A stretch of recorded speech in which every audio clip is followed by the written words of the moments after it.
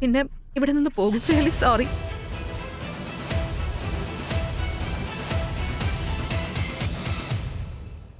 ഇല്ല ജിയ, നിന്റെ സന്തോഷമാണ് എനിക്കെല്ലാം. നിന്റെ ഒരു പുഞ്ചിരിക്കായി എന്റെ സേവനങ്ങൾ എപ്പോഴും സൗജന്യ. പക്ഷെ തെറ്റ് എന്റേതാ. മുഴുവൻ സത്യവും ഞാൻ നിന്നോട് പറഞ്ഞില്ല. ഒരു മനുഷ്യൻ എന്നെ പോലെ വിജയത്തിന്റെ ഏറ്റവും ഉയർന്ന കൊടുമുടിയിലേക്ക് എത്തുമ്പോൾ എന്തിലെ വിജയം? ഭിക്ഷ ചോദിക്കുന്നതിലെ വിജയമോ? എനിക്ക് അപാരമായ സമ്പത്തും അധികാരവും ഉണ്ടായിരുന്നിട്ടും ഞാൻ വളരെ ഏകാഗിയായിരുന്നു. ജോലിയിൽ മുഴുകി ഞാൻ യഥാർത്ഥ സുഹൃത്തുക്കളെ പോലും നഷ്ടപ്പെടുത്തി. എല്ലാവർക്കും വേണ്ടിയിരുന്നത് എന്റെ പണവും അധികാരവും സ്ഥാനവുമായിരുന്നു. പക്ഷെ എന്റെ മനസ്സിനെ സ്നേഹിച്ച ഒരാള് പോലും ഉണ്ടായിരുന്നില്ല. പക്ഷെ ഇന്ന് ജിയ, എല്ലാവരും എന്നെ മോശമായി കണ്ടപ്പോഴും നീ എന്റെ നിഴൽ പോലെ എന്റെ കൂടെ നിന്നു. നിന്റെ പോലെ ഒരു മനസ്സുള്ള പെൺകുട്ടിയെ ഞാൻ അന്വേഷിച്ചിരുന്നത്. അതുകൊണ്ടാണ് ഞാൻ ഭിക്ഷക്കാരന്റെ വേഷം ധരിച്ചത്. എല്ലാവരും നിന്റെ ഭിക്ഷ ചോദിക്കുന്ന ഫോട്ടോ കണ്ടു കഴിഞ്ഞു. അതുകൊണ്ട് ഈ സിനിമ ഡയലോഗൊക്കെ നിർത്ത്. എന്റെ സഹോദരിയെ തെറ്റിദ്ധരിപ്പിക്കുന്നത് നിർത്ത്. ജിയ, ഞാൻ പറയുന്നത് നിനക്ക് മനസ്സിലാവുന്നുണ്ടോ?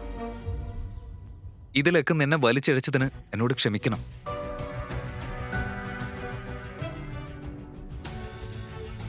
ഒരു കാര്യം ചെയ്യും, ഇപ്പോഴെങ്കിലും സത്യം പറഞ്ഞോളൂ പ്ലീസ്. ജിയ, നിന്റെ സ്വപ്നങ്ങളിൽ നീ സ്നേഹിച്ച ആ മനുഷ്യൻ മതി. അകത്ത് വാ. ഈ ഭിക്ഷക്കാരനെ ഞാൻ തന്നെ നമ്മുടെ വീട്ടിൽ നിന്ന് പുറത്താക്കും. വാ.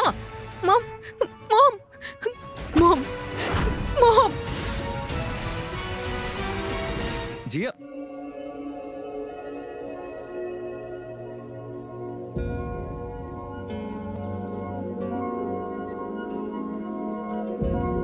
ജിയ, നിനക്ക് കുഴപ്പമൊന്നുമില്ലല്ലോ? ഇവൻ ഇത്രയും നേരിട്ട് ഓരോ പൊട്ടത്തരങ്ങളെ പറഞ്ഞുകൊണ്ടിരിക്കുന്നത്. നിങ്ങളെല്ലാരും അതെല്ലാം കേട്ട് മിണ്ടാതെ നിൽക്കുകയാണോ? ഇവൻ ഇത്രയും പേടിയാണോ? ജിയ, നീ അകത്തേക്ക് പോ. ഇവനെ ഞങ്ങൾ നോക്കിക്കോളാം. ആരെങ്കിലും ഇദ്ദേഹത്തെ ഈ വീട്ടിൽ നിന്ന് പുറത്താക്കിയാ ഞാനും ഇദ്ദേഹത്തിന്റെ കൂടെ പോകും. ഇന്ന് ഇവനെ ഞാൻ ശരിയാക്കും. ഇവൻ എത്ര ധൈര്യമുണ്ട് എന്റെ ഏരിയയിൽ വന്ന് എന്റെ പെണ്ണിനെ തട്ടിയെടുക്കാൻ. ഇത് ജിയയുടെ വീടാ. പിന്നെ നീ എന്തിനാ ഇവിടെ തെരുവ് നായയെ പോലെ കുരച്ചുകൊണ്ടിരിക്കുന്നേ?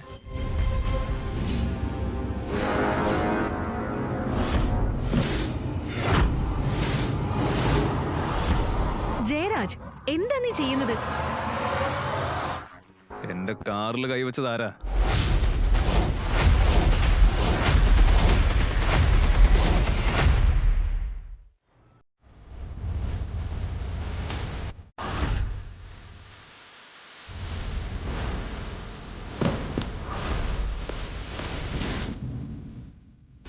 വരുൺ അഹൂജയുടെ കാറിൽ തൊടാൻ ധൈര്യം കാണിച്ചത് ആരാണ്?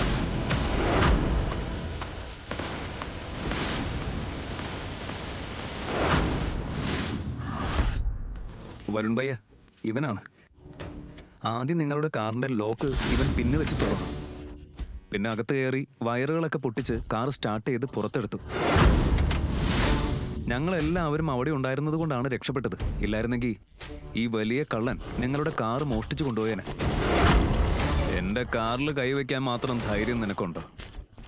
സത്യം സത്യം പോലെ പറഞ്ഞു, ഇല്ലെങ്കിൽ നിന്നെ ഞാൻ നേരെ ജയിലിലാക്കി. സർ, ഇയാൾ പറയുന്നത് കള്ളമാണ്. ഇഷാൻ നിങ്ങളുടെ കാറ് തകർക്കപ്പെടാതിരിക്കാൻ രക്ഷിച്ചതാണ്.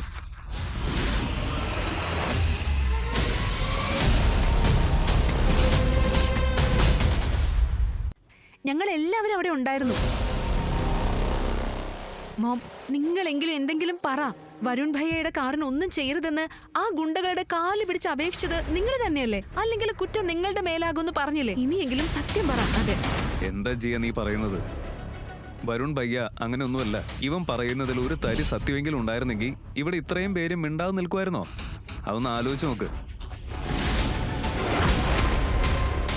എന്റെ കാറ് മോഷ്ടിക്കാൻ നോക്കിയതാണല്ലോ നീ. നോക്ക്, നിന്റെ പഴയ ആ വില കുറഞ്ഞ കാറ് മോഷ്ടിക്കാൻ എനിക്ക് ഒരു താല്പര്യമില്ല.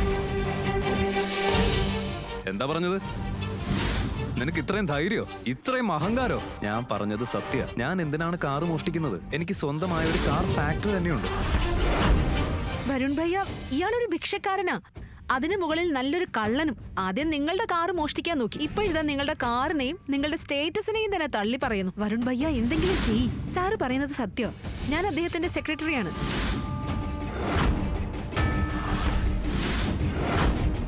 ഷേർലി, ഞാൻ ഓർഡർ ചെയ്ത എല്ലാ വാഹനങ്ങളും എവിടെ എത്തിയെന്ന് ചെക്ക് ചെയ്യും. Sure sir.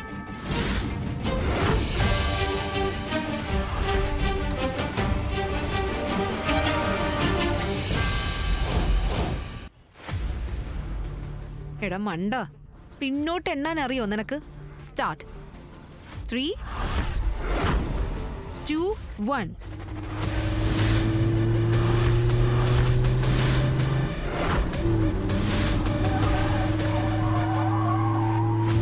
സർ, കാറുകൾ എത്തിക്കഴിഞ്ഞു. അയ്യോ, ഇത്രയും വലിയ കാറുകളോ? ഏതോ വലിയ VIP വന്നതുപോലെയുണ്ട്.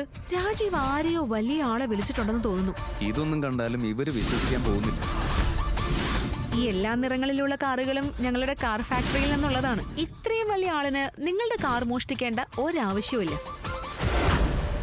ബേബി, ഇതെങ്ങനെ സാധിക്കും? ഇന്ന് രാവിലെ വരെ ഭിക്ഷ ചോദിച്ച് നടന്ന ആളല്ലേ, പെട്ടെന്ന് കാർക്കിംഗ് ആയോ? അതെങ്ങനെ? ബേബി, ഇതിലെന്തോ വലിയ കളിയുണ്ട്. പ്രശ്നമില്ല. ഇന്നത്തെ കാലത്ത് പേഴ്സണൽ അസിസ്റ്റന്റിനെയും ലക്ഷറി കാറിനെയും വാടകയ്ക്ക് കിട്ടും. അതൊന്നും ഒരു കാര്യമില്ല. അതെ, ഞാനും അത് ആലോചിച്ചത്. ഫേക്ക് ബോയ് ഫ്രണ്ടിനെ വരെ വാടകയ്ക്ക് എടുക്കുന്ന ഒരു പെൺകുട്ടിയാണ് ഇവള്. അപ്പോ ഇതിന്റെ പിന്നിലെ മാസ്റ്റർ മൈൻഡ് ഇവളായിരിക്കും. ഈ ഫേക്ക് കാറുകളും ഈ ഫേക്ക് സെക്രട്ടറിയെയും എല്ലാം ആരെങ്കിലും കാശ് കൊടുത്ത് ഒരുക്കിയതായിരിക്കും. ജയരാജ്, നിങ്ങളെപ്പോലെ ഇത്രയും തരം താണ ഒരാളെ ഞാൻ കണ്ടിട്ടില്ല.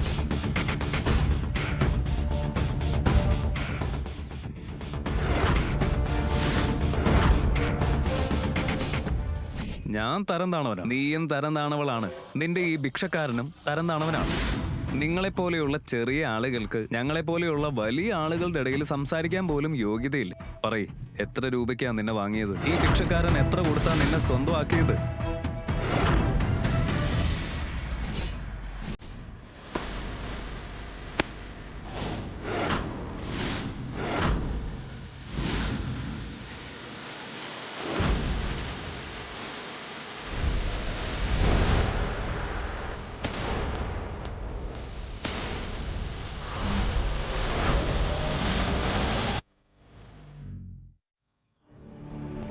ഞാൻ നേരത്തെ പറഞ്ഞതല്ലേ, നിന്റെ വലിയ ഹീറോ ആണെന്ന് നീ തന്നെ വിചാരിച്ചിരിക്കുക.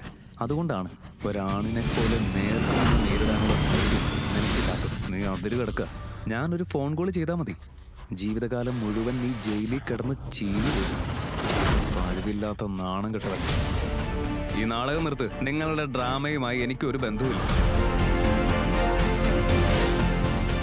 ആ കാറിന്റെ രജിസ്ട്രേഷൻ പേപ്പേഴ്സ് കാണിക്കുക. അതെ, കാണിക്കടാ. ഭിക്ഷക്കാരന്റെ പേരിലുള്ള കാർ എങ്ങനെയുണ്ടെന്ന് ഞങ്ങളൊന്ന് കാണട്ടെ. ഇതാ രജിസ്ട്രേഷൻ പേപ്പേഴ്സ്.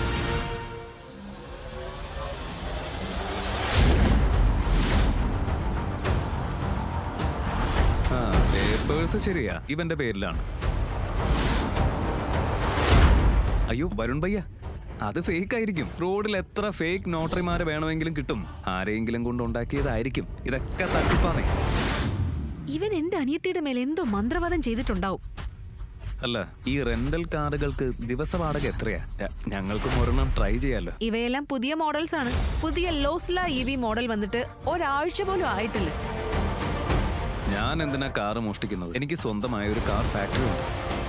എന്റെ പേര് Ishaan Asrani. I am sorry, excuse me, നിങ്ങളുടെ പേരെന്താന്നാ പറഞ്ഞു?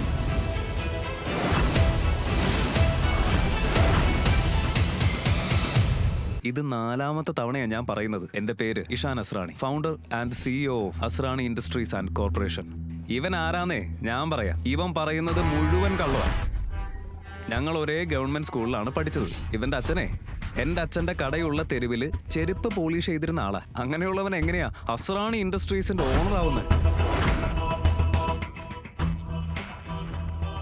ഇവന്റെ അച്ഛൻ മരിച്ചപ്പോ ഇവന്റെ അമ്മയ്ക്ക് സ്കൂൾ ഫീസ് അടയ്ക്കാൻ പോലും പണം ഉണ്ടായിരുന്നില്ല. ഫീസ് പോട്ടെ, ഇവന് ഭക്ഷണം കഴിക്കാൻ പോലും കാശില്ലായിരുന്നു.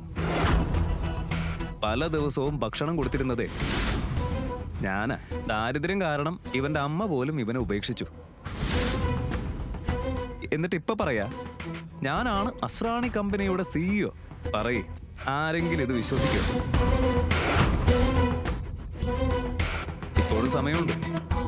സത്യം പറഞ്ഞു, അല്ലെങ്കിൽ നിന്റെ ഈ തട്ടിപ്പ് പോലീസിൽ റിപ്പോർട്ട് ചെയ്യും. അവർ നിന്നെ അറസ്റ്റ് ചെയ്ത് ജയിലിലിട്ട് ജീവിതം മുഴുവൻ ചതച്ചരയ്ക്കും. ഇത്രയും നേരം വരെ ഞാൻ മാന്യമായിട്ട് സംസാരിച്ചത്. പക്ഷെ ഇനി നിനക്ക് നിന്റെ യഥാർത്ഥ സ്ഥാനം കാണിച്ചു തരുന്ന സമയമായിട്ടുണ്ട്. ഒരിക്കലും നീ എനിക്ക് നിന്റെ ടിഫിൻ പങ്കുവെച്ചത് ഓർത്താണ് ഞാൻ നിനക്ക് ഇത്രയും വലിയ റിയൽ എസ്റ്റേറ്റ് ഡീൽസ് വാങ്ങി തന്നത്. പക്ഷെ എനിക്ക് അറിയില്ലായിരുന്നു പണം വന്നാൽ മനസാക്ഷി വരെ വിറ്റ് കളയുന്ന ആളാണ് നീയെന്ന്. ഭിക്ഷ ചോദിച്ച് കിട്ടുന്ന കാശ് കൊണ്ട് മാവ് വാങ്ങാൻ പോലും കഴിയാത്ത ഒരാള് റിയൽ എസ്റ്റേറ്റ് ഡീൽ വാങ്ങി തരുമോ? ഇവൻ വെറുതെ വാചകം അടിക്കുക. ഇവൻ എന്തോ കുഴപ്പമുണ്ട്. അതുകൊണ്ടാണ് ഇങ്ങനെ വലിയ വലിയ ഡയലോഗ് അടിക്കുന്നത്. Babe, don't take him seriously. ഇവനൊരു ജോക്കറാണ്. ജോക്കർ. ഞാൻ ജോക്കറാണല്ലേ? ശരി, ഒന്ന് നിൽക്ക്, ഇപ്പൊ കാണിച്ചു തരാം. ഇവനാണ് ഇഷാൻ അസ്രാണി എന്ന് അവൻ എങ്ങനെ തെളിയിക്കും? കേൾക്കൂ, ഈ കഥയുടെ ബാക്കി അറിയാൻ download pocket FM app. Link in description.